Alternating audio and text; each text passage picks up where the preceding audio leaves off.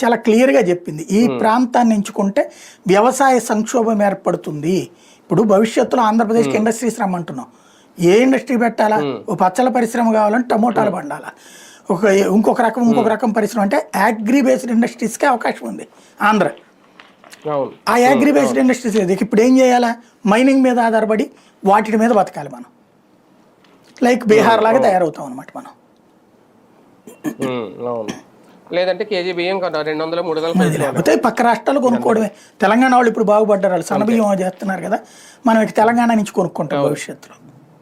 ఏదోవరకు ఎక్కడి నుంచి అక్కడికి పోయాయి. కానీ ఒకటి సార్, అంటే రాజకీయంగా చూసుకుంటే అప్పట్లో అలాగే రాజధాని ఇవన్నీ భూసేకరణ ఇవన్నీ చెప్పుకొచ్చి మళ్ళీ అధికారంలోకి రావాలంటే బాబు గారే రావాలన్నట్టు క్రియేట్ చేసి తర్వాత రాలేదు కాబట్టి అది రాంగ్ స్టెప్ అని అనుకోవచ్చు. కానీ ఇప్పుడు రాజకీయంగా ఇది చాలా పెద్ద ప్రయోజనం. స్ట్రాటజిక్ గా నేను చెప్పినటువంటి ప్రయోజనమేనా?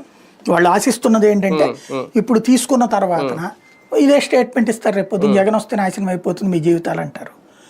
వీళ్ళ బంధువులు ఇతర ప్రాంతాల్లో ఉండే వాళ్ళందరూ మళ్ళీ కూర్చుని జగన్కి వ్యతిరేకంగా బాబునే మళ్ళీ గెలిపించాలి. అంటే పవన్ కళ్యాణ్ చెప్పినట్టు 15 ఏళ్ల దాకా బాబుని గెలిపిస్తేనే ఓ నగరం తయారవుతుంది అనేటటువంటి దాన్ని జనంలోకి తీసుకెళ్తారు.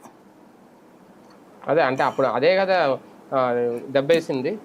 అదే చెప్పావు నువ్వు. తర్వాత జగన్ చేసుకున్న చెడు ఏంటంటే అతను చెప్పిన దాని కాకుండా ఎంతవరకు